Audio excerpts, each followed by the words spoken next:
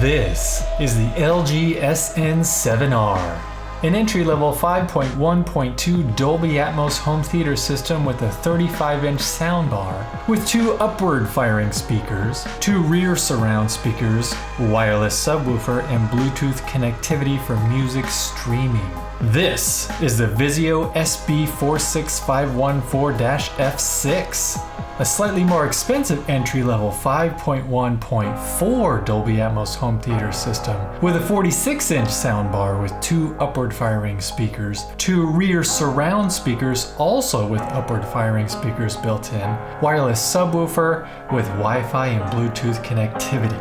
Both of these systems require no receiver. Nunzo. But how do they stack up against each other? Looks like we got ourselves a good old-fashioned budget battle.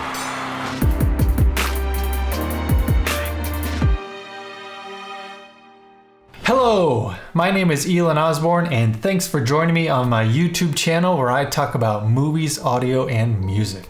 But more specifically, we got a budget battle involving 2 soundbar.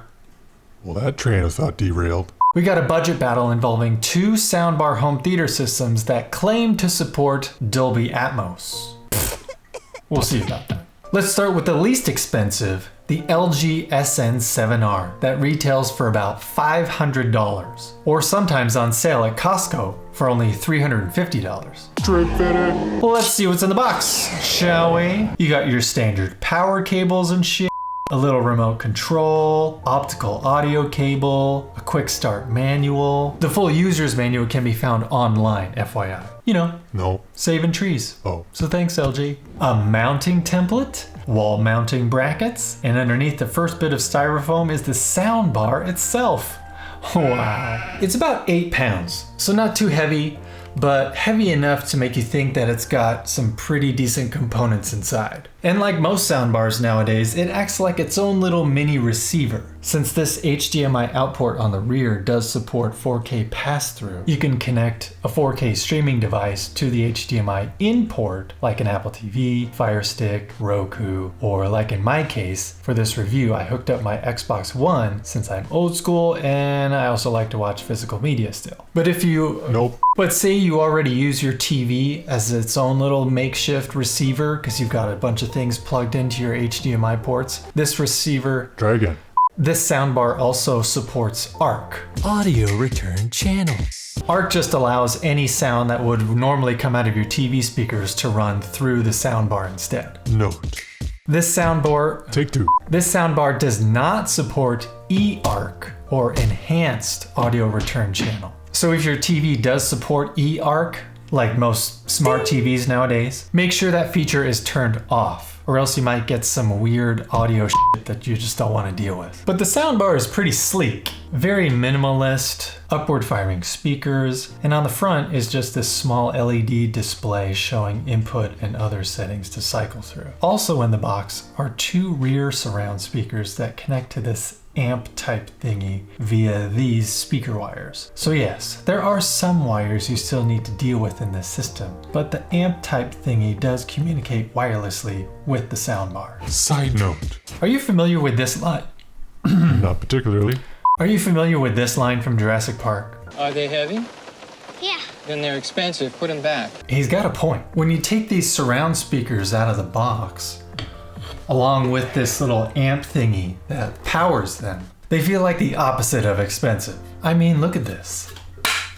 They feel so light and super cheap as well. For example, the satellite speakers in my Klipsch reference theater pack are 3 pounds each. These feel like 3 ounces. Sorry, not sorry, LG. And the wires that connect this amp to the satellite speakers, they are cheap with a tiny little gauge. Other than the decent build quality of the soundbar, so far the build quality of the entire system as a whole is subpar at best. So hopefully the subwoofer makes up for it, right? As we can see, it looks more like a PC tower than it does a subwoofer, but it's also got a black minimalistic design. Okay. Hello? Creepy. But speaking of a PC tower, it even feels like a subwoofer driver has been kind of just cheaply stuffed into a PC tower shell. And according to the instructions, the amp and the subwoofer should automatically sync with the soundbar when all the peripherals are turned on. At least in my case, this was true for the amp, but not the sub. But it was a simple process to manually sync it. Just make sure the soundbar is off, then you plug the sub in, and then you press and hold this little sync button for 3 seconds until it starts blinking, turn the soundbar on, and then it should sync. Out of the box, this system just has not wowed me all that much. So let's get to the second contender in this.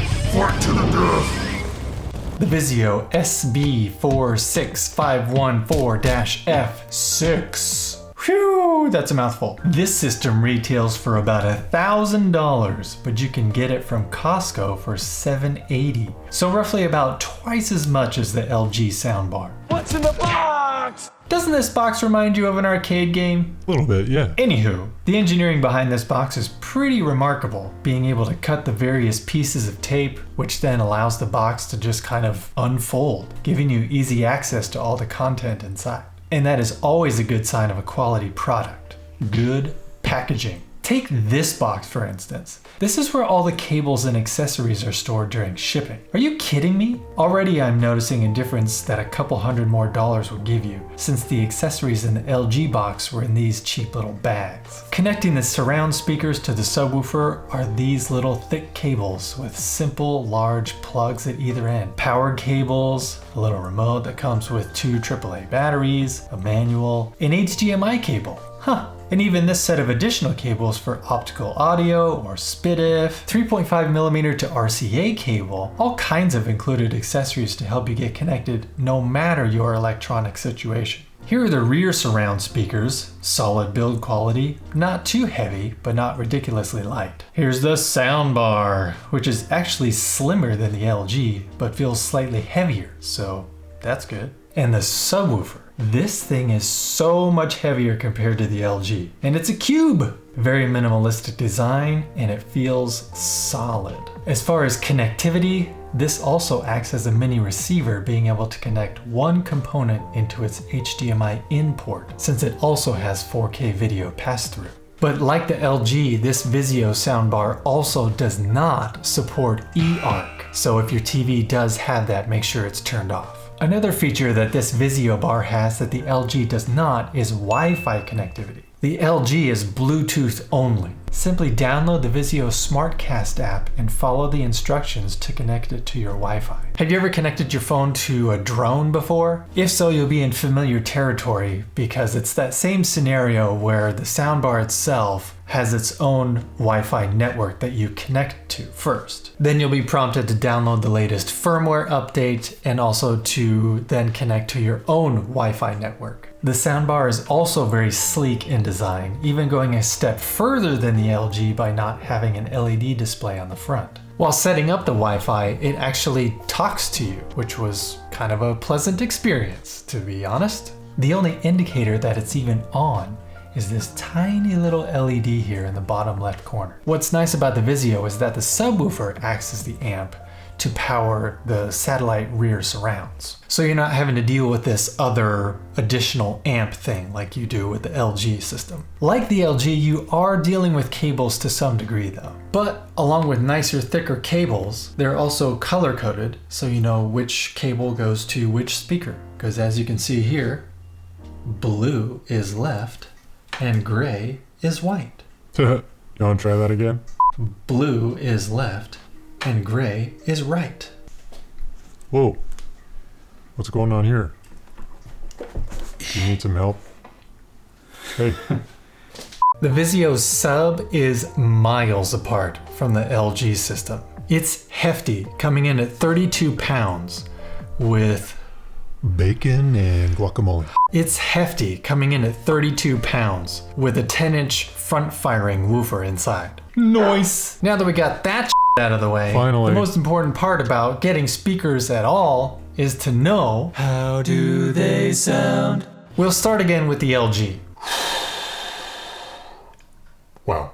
LG partnered with Meridian for this and other soundbars in their arsenal, which should mean that they are just a little step above of the other competitors in the same price range. Meridian or not, speakers are still only as good as the components inside. And on top of that, with how light and thin these materials are, the sonic results just speak for themselves. Along with watching the Dolby Atmos demo clips on the Dolby Access app on my Xbox, I watched Guardians of the Galaxy Volume 2 and was not impressed. The dialogue came through okay when there was just light ambient noise in the background, but when the action picked up, the performance of these cheap internal components showed their true colors. The dialogue suddenly got lost in the explosions, laser blasts, and ships flying around the soundstage. And speaking of laser blasts, even those got quieted down and muddled when the action picked up. Instead of coming through the mix clearly with some mid-range impact hitting your eardrums, they sounded more like pew pew pew, pew pew pew. That's why the scenes with just dialogue sounded okay, because this system is clearly capable of handling that much bandwidth. But even more disappointing